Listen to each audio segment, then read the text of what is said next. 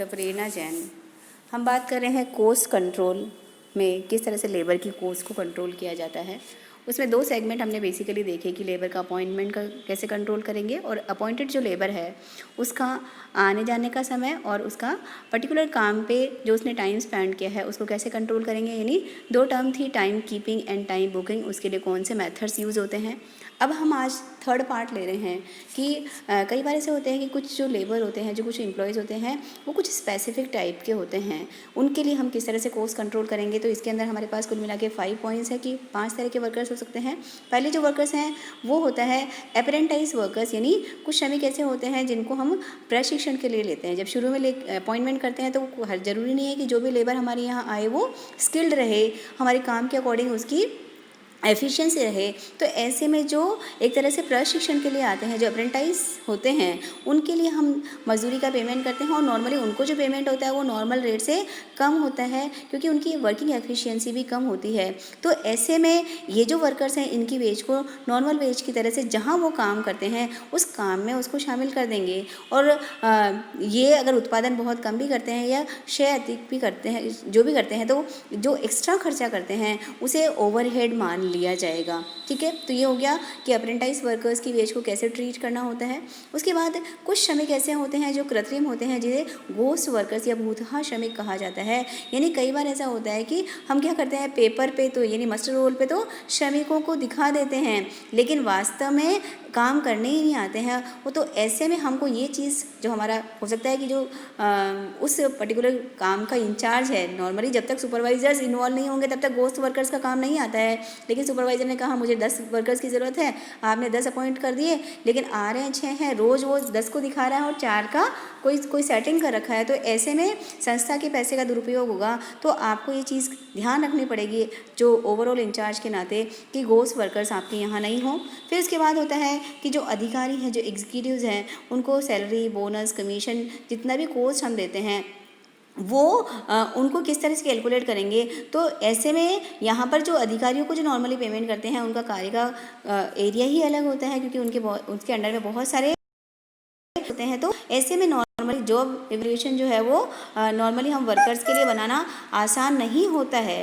हम उनके लिए लेबर में यहाँ पर कैलकुलेशन नहीं करते हैं। उनको हम एडमिनिस्ट्रेटिव कोर्ट में या जहाँ पे वो काम करते हैं, सेल्स डिपार्टमेंट में काम करते हैं तो सेलिंग कोस्ट में, डिस्ट्रीब्यूशन डिपार्टमेंट में काम करते हैं तो वहाँ पर हम उनको शामिल करते हैं। उसके बाद नेक्स्ट जो लेबर होता है वो होता है कैजुअल लेबर्स। कैजुअल लेबर्स में होता है कि कई बार हमें पर्टिकुलर कोई डिमांड आती है, पर्टिकुलर कोई ऑर्डर आता है, उसके लिए हमें कोस्ट कैलकुलेट करनी होती है। तो वहाँ पर कोस्ट के काम को ख़त्म करने के लिए क्या करना पड़ेगा, कुछ ऐसे वर्कर्स भी अपॉइंट करने पड़ेंगे जो कुछ समय के लिए आकर हमारा काम कंप्लीट कर जाते हैं। तो ऐसे वर्कर्स को कैजुअल लेबर्स कहा जाता है।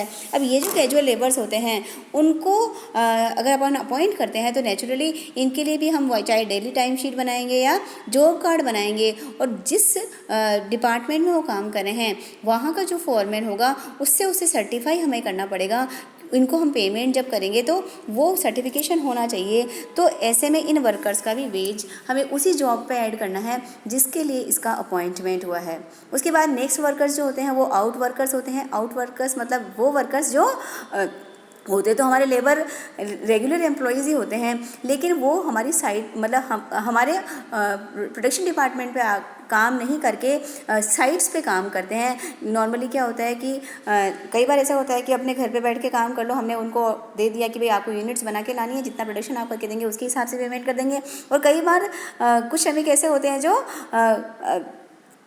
कस्टमर के यहाँ पर जाके काम करते हैं। तो ऐसे में इन श्रमिकों के लिए आपको वैसे तो उनके आने जाने का टाइम और इनकी रिकॉर्ड की तो हमें ज़रूरत ही नहीं है क्योंकि इस तरह के वर्कर्स को नॉर्मली जितना काम उन्होंने किया है उसके अकॉर्डिंग उनको पेमेंट किया जाता है, राइट। तो ऐसे में ये जो वर्कर्स प्रोडक्शन के बेसिस पे काम करते हैं वहाँ तो टाइम का रिकॉर्ड करना ज़रूरी नहीं है। लेकिन जो वर्कर्स कस्टमर के साइड पे जाके काम करते हैं, तो ऐसे जो नियमित श्रमिक हैं उनके लिए भी हम आउटवर्ड टाइम शीट बना सकते हैं और उसके अंदर वो वहाँ पे पूरा डिटेल लिखेंगे कि मैं आज यहाँ इन साइट्स पे गया था और इतने इतने घंटे इस तरह से वहाँ पर काम करके आया हूँ। तो इस तरह से जो स्पेसिफिक टाइप ऑफ एम्प्लॉयज़ हैं इनके लिए हम वेज का एनालिसिस करते हैं, राइट। अब उसके बाद नेक्स्ट जो पॉइंट हमारा आता है उसमें एक पॉइंट तो हमारा है कि वेज का पेमेंट हमें करना पड़ेगा। इसके अलावा दो छोटे छोटे क्वेश्चन बनते हैं, what do you mean by time study, what is the meaning of motion study, या इसी तरह से what is job analysis and what is the difference between job analysis and job evaluation. ये कुछ टर्म्स है जो छोटे क्वेश्चन में ही आती है। तो यहाँ पर जो हमारा नेक्स्ट 5 काम शुरू में बताए थे उसमें से 5वें नंबर का काम है वेज वाला पॉइंट रह गया है, उसको हम वेज का जब मेथड्स ऑफ रेम्युनरेशन लेंगे वहाँ पर ले लेंगे। उससे पहले हम ये लेते हैं कि टाइम स्टडी और मोशन स्टडी क्या होता है, जॉब एनालिसिस क्या होता है और जॉब इवैल्यूएशन भी क्या होता है।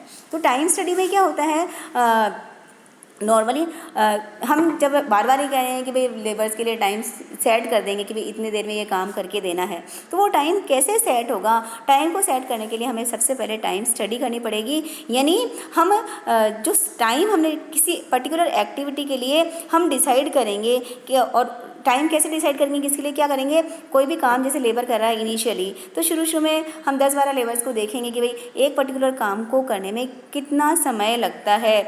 वहाँ पे जो भी औजार पूरे अवेलेबल हैं, जो लेबर है वो कुशल भी है, वो स्किल्ड भी है। तो ऐसे में ये सारी बातें ध्यान में रखते हुए हम डिसाइड कर लेंगे कि पर्टिकुलर एक्टिविटी को कंप्लीट करने के लिए या पर्टिकुलर जॉब को कंप्लीट करने के लिए इतना टाइम चाहिए होता है। तो इस तरह से कितना टाइम चाहिए होता है उसका जो हम स्टैंडर्ड टाइम डिसाइड करते हैं वो हमारा टाइम स्टडी हो जाता है। इसी तरह से नेक्स्ट है मोशन स्टडी। मोशन स्टडी में भी हम यही करते हैं कि पर्टिकुलर काम को करने के लिए, पर्टिकुलर एक्टिविटी को पूरा करने के लिए एक स्टैंडर्ड मेथड डिसाइड कर दिया जाता है। उसमें ये होता है कि ताकि वेस्टेज, हमारा टाइम का वेस्टेज मिनिमम हो, लेबर को थकान भी कम हो और उनकी एफिशिएंसी बढ़ाई जा सके। यानी सपोज कीजिए कि आपको कोई काम करना है, अब कोई काम करने के लिए आपको बार बार रिपोर्ट करने के लिए दूसरे रूम में जाना पड़े या कुछ ऐसा औजार लेने के लिए दूसरी जगह जाना पड़े, तो ऐसे में हम क्या करते हैं कि पर्टिकुलर जो भी काम करना है उसका एक बेस्ट काम को ख़त्म करने का तरीका क्या है वो एक्टिविटी पूरी रिकॉर्ड कर लेते हैं ताकि उस कार्य को हम व्यवस्थित कर सकें। उसमें ज़्यादा टाइम आने जाने में, इधर उधर घूमने में या औजार लाने में या किसी दूसरे काम को करने में इधर से उधर न तो टाइम वेस्ट हो, न उसको श्रमिक को थकान हो और न ही उसकी एफिशिएंसी पे उसका एडवर्स इफेक्ट पड़े। तो ये जो स्टडी की जाती है पर्टिकुलर काम को करने के लिए, जो पर्टिकुलर मेथड है वो हम डिसाइड कर लेते हैं, प्रमाणित विधि डिसाइड कर लेते हैं, इसे यहाँ पर कहा जाता है मोशन स्टडी। तीसरा जो हम करते हैं वर्क इन प्रोसेस स्टडी में वो होता है जॉब एनालिसिस। जॉब एनालिसिस के अंदर हम क्या करते हैं, जो भी काम हमारे यहाँ किया जाना है उसका पूरा का पूरा क्लासिफिकेशन कर लेते हैं और उसके लिए हम ये डिसाइड कर लेते हैं कि यहाँ जो लेबर अपॉइंट होना है उसमें क्या योग्यता होनी चाहिए, क्या स्किल होनी चाहिए, ताकि वो जो काम है, जो जॉब होना है, उस जॉब को हम अच्छे से पूरा करा सकें। तो जॉब से संबंधित जो भी पॉइंट्स ज़रूरी हैं उन सबका डिटेल हम यहाँ पर जब एनालिसिस कर लेते हैं तो वो जॉब एनालिसिस हो जाता है। और नेक्स्ट होता है जॉब का एवेल्यूएशन। यानी जॉब का एवेल्यूएशन में होता है कि हर एक काम की अपनी अपनी विशेषताएं होती है और उसी हिसाब से हमें स्किल की या एफिशिएंसी की या एक्सपीरियंस की ज़रूरत पड़ती है। कुछ काम ऐसे होंगे जहाँ पे फिजिकल लेबर की ज़रूरत पड़ेगी, कुछ काम ऐसे होंगे जहाँ पर मेंटल लेबर की ज़रूरत पड़ती है। तो कार्य का मूल्यांकन का मतलब ये होता है कि जो भी पर्टिकुलर काम किया जाना है उसका एनालिसिस करना, उसकी इस तरह से प्रोसेस करना ताकि हमें पता लग जाए कि श्रम कैसी योग्यता का ज़रूरत है और उसके काम को उसी हिसाब से वहाँ पर हम वेटेज दे सकें और ये जो वेटेज हम दे रहे हैं उसके आधार पे उसका मूल्यांकन कर सकें ताकि संगठन के लिए, क्योंकि कार्य मूल्यांकन अगर आप कर लेते हैं, जॉब इवैल्यूएशन आप कर लेते हैं, तो आप यहाँ पर जो मजदूरी के लिए जो ढांचा आप डिसाइड करते हैं वो आप बैलेंस ढांचा डिसाइड कर सकते हैं। और श्रमिक को जो मजदूरी आप देते हैं उसमें वास्तविक मजदूरी और उसको जो एक्चुअल में दी जाने वाली मजदूरी है, एक्चुअल मजदूरी और जो अगर स्टैंडर्ड के अकॉर्डिंग ज़्यादा दे रहे हैं या कम दे रहे हैं तो उस अंतर को हम बता सकें। नए श्रमिकों की ज़रूरत है तो वहाँ पर भी भी जॉब इवैल्यूएशन हेल्पफुल होता है और श्रमिकों के साथ संबंध सुधारने में भी जॉब इवैल्यूएशन बहुत हमारी हेल्प करता है। तो ये बेसिक टर्म्स हैं, यहाँ पर हमें बस छोटे छोटे पॉइंट्स ही याद रखने हैं कि छोटे क्वेश्चन ही बनेंगे 2 मार्क्स वाले कि टाइम स्टडी क्या है, मोशन स्टडी क्या है, जॉब इवैल्यूएशन से आप क्या समझते हैं कि ये जॉब एनालिसिस क्या है, या इससे पहले जो मैंने डिटेल आपको बताई थी कि जो डिफरेंट वर्कर्स होते हैं वो do you mean by ghost workers या आउट वर्कर्स क्या होते हैं, ये छोटे छोटे 2 नंबर के क्वेश्चन के लिए आज का जो लेक्चर है वो यूज़फुल है। Thank you.